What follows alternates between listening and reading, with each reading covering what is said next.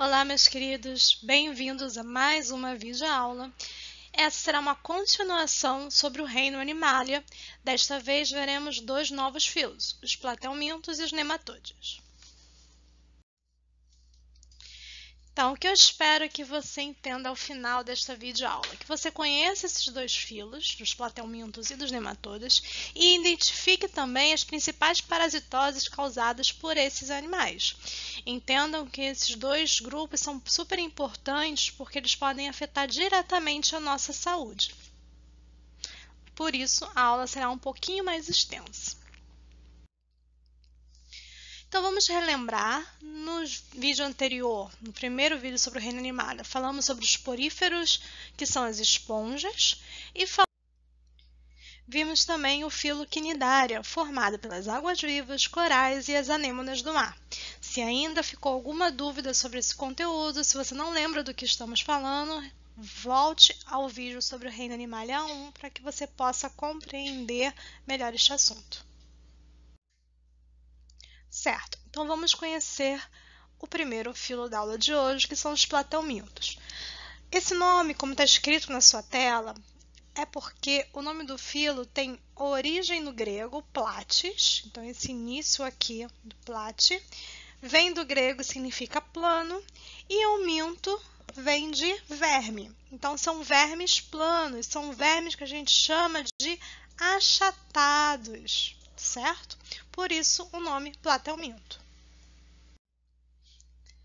Então, quais são as características que fazem com que um animal seja classificado pertencente ao filo platelminto? Então, a mais marcante, como já falamos, é o fato dele ter um corpo achatado, serem vermes de corpos achatados, daí o nome do filo. Existem muitos desses animais que são de vidas livres. Um exemplo são as planárias, que é esse bichinho que você está vendo na sua tela, esse esquema que está aí. Porém, das 20 mil espécies que nós temos, 20% delas são parasitas de algum animal, seja ele vertebrado ou invertebrado. E muitas das vezes são endoparasitas, como a tênia, que nós vamos falar mais à frente. São animais triblásticos, então eles têm 3 tecidos embrionários, a ectoderma, o endoderma e a mesoderma. Falamos também lá na aula do reino Animalia 1, se você não lembra sobre isso, retorne. São animais acelomados, ou seja, não tem a cavidade interna, não tem o celoma. Eles têm um processo de cefalização com algumas estruturas que a gente chama de glândulas cerebroides, não são cérebros propriamente ditos, certo? E um conjunto de cordão nervoso pelo seu corpo para percepção do ambiente. Sua simetria é bilateral, ou seja, se eu corto ele ao meio, o lado direito vai ser igual ao lado esquerdo, vão ser espelhados. Os que têm vida livre, como as planárias aqui no nosso exemplo, elas produzem um muco que protege a sua pele, para poder ela sobreviver. Tem ocelos, que são 2 estruturas pequenininhas que nós encontramos aqui, que não são olhos propriamente ditos, mas dá percepção de luminosidade para esses seres. E tem quimiorreceptores para perceber o ambiente que está ao seu redor. Aqueles que são parasitas, eles não têm necessidade de ter todas essas estruturas, afinal, ele está dentro de um organismo. Então, eles vão possuir o quê? Uma cutícula que vai lhe dar capacidade de resistir, por exemplo, ao suco gástrico, quando estamos falando de parasitas como no nosso corpo, e também a presença de ventosas para poder eles se fixarem no organismo hospedeiro. E como se dá a alimentação desses animais? Aqueles de vida livre, como é o caso das planárias, eles são carnívoros, têm um sistema digestório que a gente chama de incompleto, porque eles não têm ânus, e a digestão pode ser intra e extracelular. Observe aqui o esquema da planária. Está vendo essa estrutura aqui? Isto aqui é a faringe dela. Então, como é que ela se alimenta? Essa faringe, ela libera uma secreção em cima do alimento que ela achou, que podem ser animais vivos ou mortos, então ela secreta uma substância. Essa substância começa o processo de digestão. A partir daí, então, a planária suga através dessa faringe esse animal e traz para sua boca. A boca da planária está bem aqui. Essa aqui que é a boca da planária, certo? Então, traz para o interior do seu corpo para ali terminar a digestão. Por isso que a gente fala que é uma digestão extra e intracelular, certo? E por onde ela elimina o que não serve mais, o que ela não consegue absorver? Pela boca também. Então, por isso que é um sistema digestório incompleto. Ela tanto se alimenta quanto as excretas eliminam pelo mesmo canal, ok? Já aqueles que têm a vida parasitária, como é o caso da tênia, que nós vamos falar mais à frente, elas não precisam ter um tubo digestório. Por quê? Porque essas ventosas que você vê aqui no esquema, isso aqui é como se fosse o esquema da cabeça do que a gente chama de solitária também, né, popularmente, permite que ela se fixe na parede intestinal, assim como ela utiliza também desses ganchos para ali ficar preso. Uma vez presa ali, ela obtém o alimento já digerido pelo seu hospedeiro. Então, ela vai se fixar na parede intestinal e ali já recebeu o alimento pronto. Ela não precisa fazer nenhum tipo de digestão.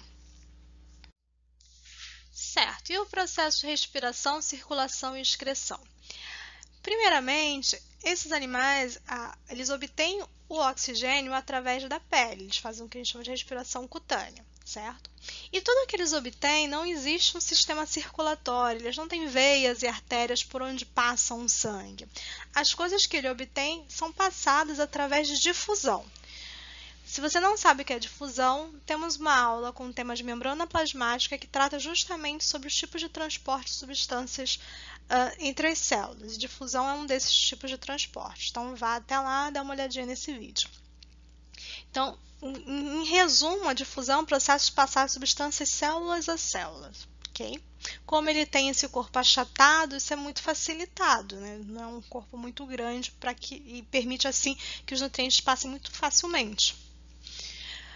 Algumas substâncias eles eliminam também através da pele, algumas coisas que eles não servem mais, mas eles possuem um tipo de sistema excretor, que a gente chama de protonefrídeos. Tá?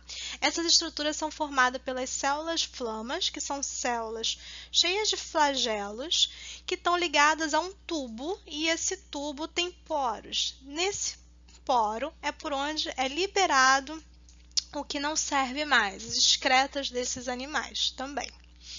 Lembrando que a fezes é diferente de excretas. Excretas seria o que a gente trata no nosso corpo, um comparativo com a urina, certo? As fezes não pertencem ao sistema excretor. São os flagelos dessa célula flama que irá fazer com que todo esse excreta seja liberada através do poro. Então, como acontece a reprodução desses seres? Ela acontece de forma sexuada entre animais que chamamos de hermafroditas. O que isso quer dizer? Que o mesmo animal ele tem tanto o sexo masculino quanto o sexo feminino. Nas planárias, você pode encontrar o que a gente chama de fecundação cruzada, em que, apesar deles serem hermafroditas, eles não se autofecundam. É necessário duas planárias para que o órgão masculino dessa fecunde o feminino da outra e o masculino desta fecunde o da primeira.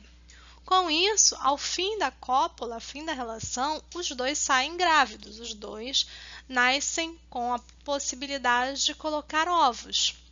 Então, eles poderão colocar ovos e desses ovos nascerão como se fossem mini planárias. Então, já nasce um organismo muito semelhante ao que ele será quando adulto, ele só irá crescer.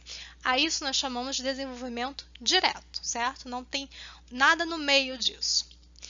Alguns desses platelmintos têm o que a gente chama de autofecundação. E o exemplo mais clássico são os das solitárias, que vivem dentro de organismos, ou seja, que são parasitas.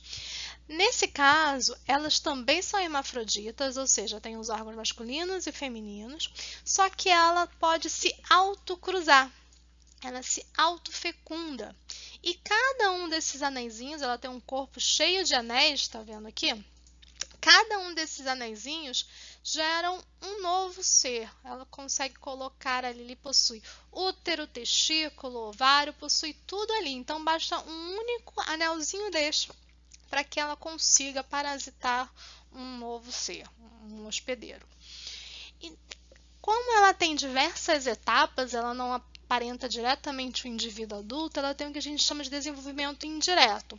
Isso vai ficar mais claro quando a gente for estudar na próxima aula os insetos. Nos insetos é muito claro o que é um desenvolvimento direto e indireto, ok? Além disso, esses animais também podem se reproduzir de forma assexuada, pelo que a gente chama de fissão. O que isso quer dizer? Quer dizer que se eu faço vários cortes nesse animal, cada pedacinho dele vai se tornar um novo animal. Cada pedaço que eu cortei, ele gera um novo animal. Então, conforme eu cortei a planária, cada pedacinho que sobrou gerou um novo ser. Com relação à classificação, então dentro do grande filo dos platelmintos eu tenho origens menores, eu tenho o que a gente chama de classes menores. A primeira delas é a classe tubelária, que são 2 platelmintos de vida livre. Nesse nós vamos encontrar as planárias, seja as planárias marinhas, como esta daqui, ou deste tipo aqui. Então nós vamos encontrar, elas são muito lindas. Se você tiver curiosidade, dá uma procurada na internet. Infelizmente, não encontrei muitas imagens para que possa trazer aqui para o vídeo sem direitos autorais, certo? Então, por isso que estamos usando apenas desenhos. A próxima classe que vamos tratar é a classe trematoda. Nessa classe, nós vamos encontrar um grande representante, que é o Schistosoma mansoni, que é o mais importante que vamos trabalhar aqui, sendo que existem diversos outros dentro dessa classe. Existem tanto ectoparasitas, ou seja, parasitas externos aos corpos, quanto entoparasitas, como parasitas internos aos seus hospedeiros. Então, vamos dar um destaque especial para o Schistosoma mansoni, que é um dos parasitas que infectam humanos. Então, como é que se dá o ciclo da doença? A doença que o Schistosoma mansoni causa é a esquistossomose, ou barriga d'água, ou a doença do caramujo, também é conhecido assim. O Schistosoma mansoni, se você olhar para cá, aqui na verdade nós temos 2 Schistosoma mansoni. Este é o macho e esta é a fêmea. Então, eles ficam assim, fixos um no outro, quando eles estão dentro do hospedeiro. Então, como é que se dá o ciclo da doença? Então, tudo começa com as fezes contaminadas, vamos começar por aqui, umas fezes contaminadas com ovinhos do Schistosoma mansoni. Essas fezes, elas podem ir parar em rios, né? Principalmente quando você tem um esgoto não tratado sendo depositado nesses locais. Uma vez no rio, esses ovos eclodem, liberando eclodiram, liberando o que a gente chama de miracídio. Esse miracídio, ele vai infectar o caramujo. Então, o caramujo, ele é um hospedeiro intermediário. A gente chama de hospedeiro intermediário porque ele não... A ideia não é estar nele. Um ciclo da vida deste animal, do Schistosoma mansoni, vai acabar acontecendo dentro do pobre do caramujo. Ele também está ali inocente, coitado. Uma vez dentro do caramujo, o miracídio ele vai se transformar no que a gente chama de cercárias, que são essas estruturas aqui que vão deixar o caramujo. E uma pessoa, ao tomar banho ali naquele local, cheio de cercárias, ela vai sentir uma leve coceira no seu corpo. E é justamente a entrada da cercária através da sua pele. Algumas pessoas chamam até os locais onde isso acontece de lagoas de coceira, devido a esse sintoma que a pessoa tem de sentir essa coceira no local. Uma vez que ela entra pela pele do indivíduo, ela vai perder a sua cauda e vai passar a ser chamada de esquistossômulos. Essa estrutura consegue penetrar os vasos sanguíneos ou os vasos linfáticos que temos no nosso corpo. E as que conseguem sobreviver, porque uma vez que ela entra nos vasos linfáticos, o nosso sistema imune tende a tentar matá-las, mas algumas ainda assim sobrevivem, elas vão penetrando, chegando até mesmo ao nosso coração e aos pulmões. Em seguida, elas migram para o fígado, onde vão permanecer até que se tornem adultas. Uma vez que elas fiquem adultas, elas se dirigem então para os para os vasos capilares presentes no nosso intestino e daí começa a colocar os seus ovos que saem então misturados com as fezes. Então, ela aqui migrou pelo seu corpo, a cercária entrou no seu corpo, migrou até o seu fígado, desenvolveu na forma adulta. Uma vez na forma adulta, ela vai então deixar os seus ovinhos no sistema digestório, na parte do intestino. Esses ovinhos vão entrar em contato com as fezes e uma vez que você faça as fezes em um local inadequado e que ela vá parar no curso da água, o ciclo continua. Por isso que a gente chama de ciclo da doença, certo? Porque é um ciclo que acontece. Uma outra classe que nós temos que infecta humanos é a cestoda, e nós temos dois grandes representantes que são importantes para o homem: a Taenia saginata e a Taenia solium. A Taenia saginata ela vai entrar no ciclo e infectar humanos através da carne do boi, enquanto a solium vai infectar através da carne do porco. Então, vamos começar vendo o ciclo desta primeira, da carne do boi, da Taenia saginata. Então, nós temos um hospedeiro final, no caso o homem, que vai, dentro do seu intestino, ter desenvolvido a tênia. Okay? Então, ela está lá, já fixa. E lembrando que uma vez que ela esteja lá, cada pequeno pedacinho dela dá origem a uma nova. Esse pedacinho nós chamamos de proglótides. Uma vez que dentro da proglótide aconteça a fecundação, cada uma delas acabam degenerando todos os órgãos que tem dentro dela, porque ele faz parte do ser vivo, né? Ficando então apenas uma estrutura que é uma bolsa cheia de ovinhos, que passam a ser chamadas de proglótide grávida, porque são bolsas de ovos. Elas ficam justamente na parte mais terminal, no finzinho, então, da tênia. Com isso, elas vão sendo destacadas e eliminadas junto com as fezes do hospedeiro. Então, esse hospedeiro que está lá pega cada uma dessas proglótides que agora estão grávidas, né, finalzinho, nas suas fezes elimina, então, as fezes cheias de bolsas de ovos. Essas fezes, ao entrar em contato com, por exemplo, o mato, e ali um boi, uma vaca, fazer a sua pastagem e se alimentar desses ovinhos, né? Pode ser simplesmente um mato sujo com esses ovinhos, né? As fezes podem nem estar toda ali e na hora que o boi entrou em contato, ingeriu esses ovinhos.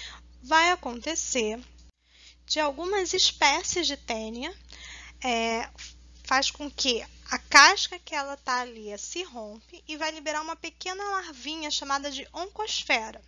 Essa larva ela consegue perfurar o intestino, então, do boi ou da vaca, que consegue perfurar então a parede intestinal e chegar até o sangue e alojar-se, pode ser na musculatura desse boi, então na carne que você vai comer posteriormente, logicamente, ou mesmo no cérebro desse hospedeiro intermediário. Novamente, é um hospedeiro intermediário e não é o hospedeiro final. Nesses locais, então, a larva ela vai conseguir se transformar em uma bolsa, como se fosse ovinhos, ok? Que a gente vê aqui. São cheias de um líquido chamado cisticerco. Bem, quando você vai lá comer o seu churrasco e aquela carne não está muito bem passada, sabe? Bem sangrenta, você corre o risco de estar ingerindo justamente esses bolsões de larvas de tênia. Então, na carne crua, ao você se alimentar dela, é assim que o homem acaba obtendo esse verme. E aí ele começa, então, o processo no interior do intestino humano de se fixar a mucosa intestinal, dando origem, então, a esse indivíduo adulto aqui, que é solitário. A essa infecção, a esse ciclo de ter a tênia, o boi ingerir os ovinhos e ali se desenvolver o cisticerco, depois o homem se alimentar, a gente chama de teníase, certo? Fazendo do homem, então, um hospedeiro definitivo ao ingerir as larvas. Porém, um perigo que nós temos, maior do que você simplesmente ter uma verminose tão simples como a Taenia saginata, é com a carne de porco ao se infectar com a Taenia solium. Da mesma forma que a Taenia saginata, ela segue o ciclo de uma pessoa infectada, ter as suas fezes com as proglótides grávidas, então ali essas proglótides em contato com a terra, o porco se alimentar dela. Uma vez que ele se alimenta dela, no corpo dele vão se desenvolver as larvas, e a gente, ao se alimentar de carne mal cozida de porco, nós teremos então a teníase, e ela poderá, ingerirmos as larvas, ela se desenvolverá nesse indivíduo adulto. Porém, o que muitas vezes pode acontecer, e é por isso que a gente tem que ter muito cuidado ao ingerir a carne de porco, principalmente mal cozida, é que ao invés de a gente ingerir as larvas presentes no porco, a gente ingira justamente esses bolsões aqui com ovos. Porque aí o homem passa a fazer o processo de hospedeiro intermediário. Ele ingere acidentalmente então o ovo. E nesse caso, a cisticercose, que é o nome da doença que dá quando o homem ingere diretamente o ovo, é muito mais grave do que a teníase.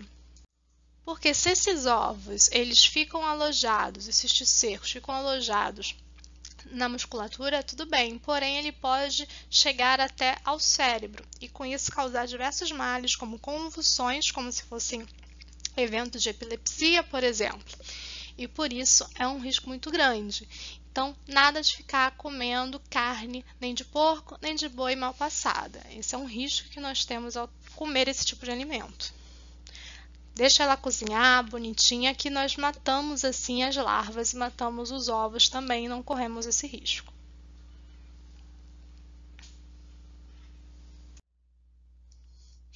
O próximo filo que falaremos são os nematoda. Diferente dos platelmintos, o nome deles se deve ao fato deles terem o corpo na forma cilíndrica, certo? Diferente dos platelmintos, que eram achatados. O nome nematoda vem do grego, significa fio, porque eles parecem um fio, eles são arredondados, cilíndricos. E nós vamos conhecer os principais representantes dessa classe. Como características gerais, a gente precisa saber que eles são vermes, então, de corpo alongado, bem cilíndrico. Então, a diferença do platelminto para o nematoda é um é achatado, outro é cilíndrico. E nas extremidades ele é um pouco afilado, certo? Como se fosse realmente um fio de cabelo. Também tem uma simetria bilateral, então se a gente cortar ele ao meio, o lado direito é semelhante ao espelhado do lado esquerdo. São triblásticos, ou seja, tem mesoderma, endoderma e ectoderma. Eles já não são mais acelomados, eles são pseudocelomados. Lembre lá da aula sobre celomas, volte uma aula se tem dúvida sobre isso. Eles então têm um espaço, só que esse espaço não é todo recoberto pela mesoderma, ok? E isso vai fazer com que eles sejam um pouquinho maiores do que os platelmintos, permite com que eles cresçam um pouco mais e vai auxiliar também na distribuição de nutrientes. Eles têm um esqueleto que a gente chama de hidrostático, que basicamente são cavidades preenchidas com algo que ajuda na sua locomoção, no seu movimento. Além disso, seu corpo também é coberto por uma cutícula que vai proteger esses seres quanto ao suco gástrico, principalmente nos endoparasitas.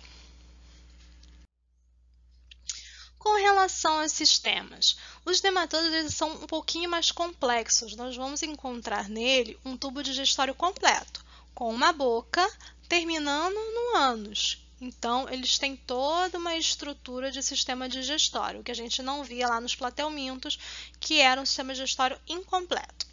A digestão pode ser, então, tanto fora quanto dentro do seu corpo, extra e intracelular. E eles não têm um sistema respiratório, nem mesmo um sistema circulatório. Não tem um coração, não tem veias, artérias, nada disso. Eles continuam trocando substâncias no seu corpo pelo processo de difusão, passagem de substância de célula a célula. Como sistemas excretores, vão encontrar células em um formato de agar ou par de células alongadas, que vão fazer a filtração das coisas que entram no seu corpo e eliminação do que não serve mais. Tem um sistema nervoso centralizado, com um conjunto de cordões nervosos que se ligam a um anel específico, a um anel nervoso, e também eles têm sexos separados, ou seja, eles são o que a gente chama de dioicos. Existem um nematoda macho e um fêmea, diferente dos platelmínidos, que a gente viu que a grande maioria era hermafrodita. Além disso, a fecundação é interna, eles têm órgãos de fecundação. Então, vamos conhecer os principais nematodas. Esses foram escolhidos justamente por causar algum mal, por parasitar o ser humano. O primeiro dele é o Ascaridis lumbricoides, que vai dar a famosa doença chamada ascaridíase, ou popularmente conhecida, a famosa lombriga. Então, como acontece a infecção por esse verme, né? Por esse animal? Então, você tem uma pessoa que possui as lombrigas no seu sistema digestório. Ao defecar nas fezes dessa pessoa, se vá vários ovinhos. Esses ovinhos, então, podem contaminar lagos, rios, verduras, vários locais, vários alimentos mesmo. Então, ao regar uma plantação, você pode estar contaminando essa plantação com esses ovos, que podem ser ingeridos, então, esses alimentos por uma pessoa, ou mesmo um porco, um animal, alguma coisa assim. Uma vez que ele é ingerido e chega ao tubo digestório do hospedeiro, né, sai uma pequena larvinha, como a gente pode ver aqui, que ainda não está madura o suficiente, que precisa passar por várias migrações até chegar ao local adequado para ela. Então, o que ela faz? Ela começa a perfurar, né? Ela segue pelo sistema, passa pelo fígado, do fígado ela cai nas veias, chegando ao coração. Do coração ela é bombeada por todo o sistema até chegar aos pulmões. Uma vez nos pulmões, elas são, então, quando você tosse, né, você elimina elas pela traqueia e as ingere aqui, chegando novamente ao sistema digestório. Depois de todo esse processo, elas alcançam finalmente a maturidade sexual, podendo então produzir novos ovinhos. É muito característico de uma criança que tem esse tipo de doença, ela ter uma tossezinha devido a essa migração das Ascaridíase lumbricoides dos pulmões para que ela possa ser ingerida até chegar no sistema digestório, aquela tossezinha seca.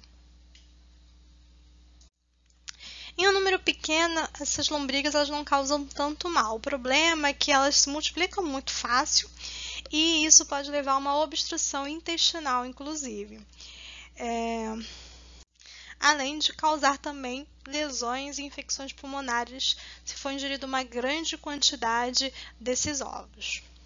Como a gente previne, então, a Ascaridíase lumbricoide? Higiene pessoal, né? Tendo cuidado com saneamento básico, com as fezes sendo eliminadas no local adequado, para que não se contamine os alimentos por meio dos ovinhos presentes em fezes contaminadas. Próxima doença é a ancilostomose, que é uma doença causada também por um nematoda. O principal deles é o Ancylostoma duodenale, que é esse carinha que nós estamos vendo aqui. E se você observar bem, ele tem estruturas como se fossem pequenos dentinhos, e você já vai entender por que isso é importante. Como acontece a contaminação por esse animal? Seu ciclo de vida é muito semelhante da lombriga.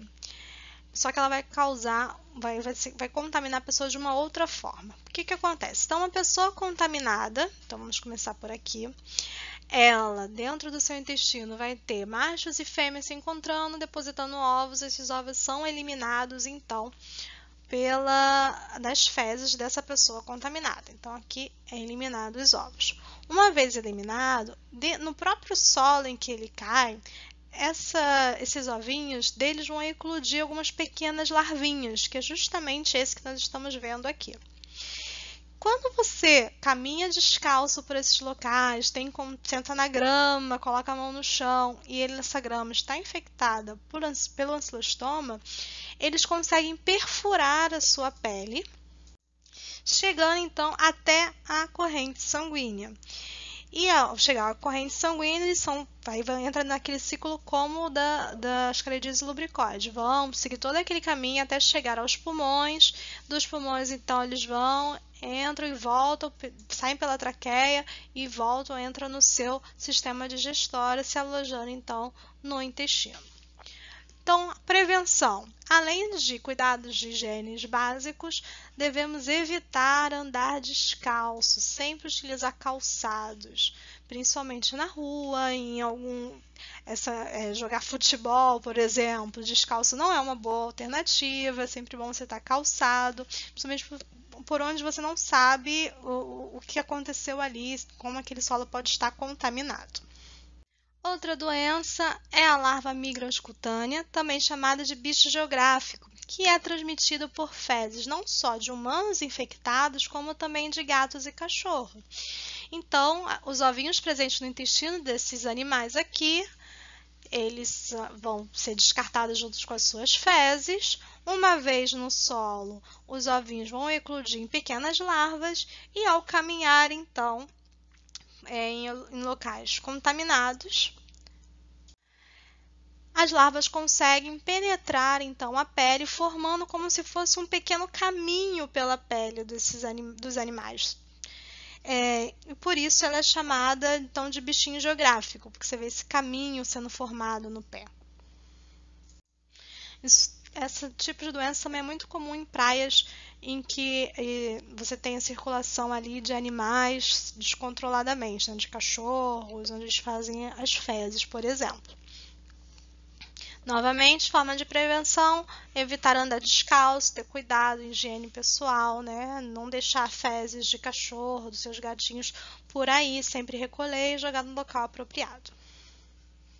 A próxima doença é a filariose, que ela é um pouquinho diferente das demais, ela também é causada por um nematoda, mas a transmissão dela não acontece por fezes contaminadas, mas através de um mosquito. E não é o Aedes aegypti, não precisa colocar mais uma doença na conta dele. É um outro mosquito, que a gente chama de Culex.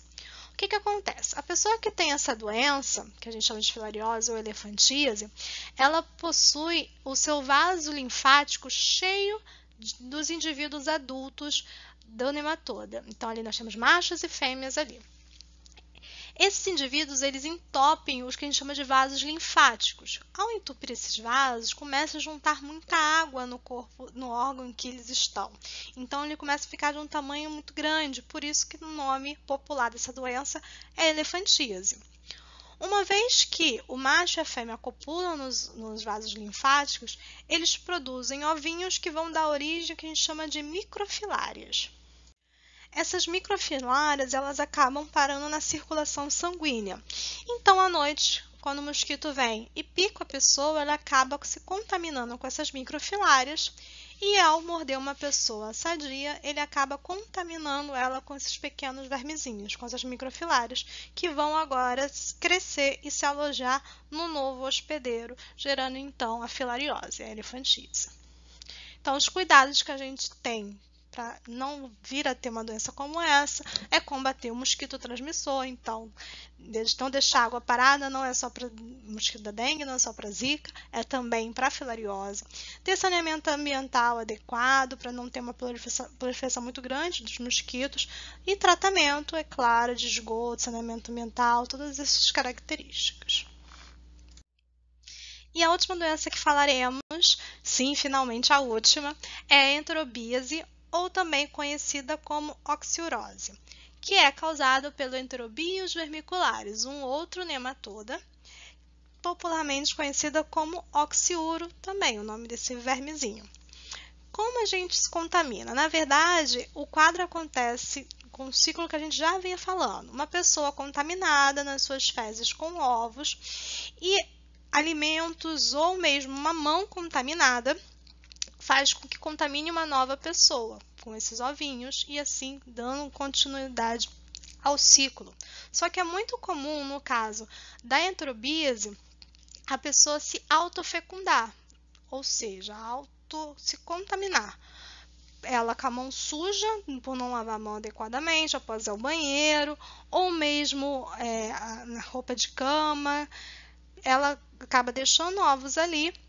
E ao levar essa mão suja à boca, ou alimentos contaminados à boca, ela se reinfecta. Então, é muito comum, principalmente em crianças, essa reinfecção. É muito difícil combater, então, a enterobíase por causa disso, porque ela é muito fácil de se reinfectar. E ela é característica justamente por uma coceira muito ativa, principalmente no horário noturno. Então, o que acontece é que muitas vezes quem está infectado como uma criança, por causa da coceira intensa à noite, ela acaba coçando e ao não lavar a mão adequadamente após coçar o ânus, ela traz a boca e se recontamina.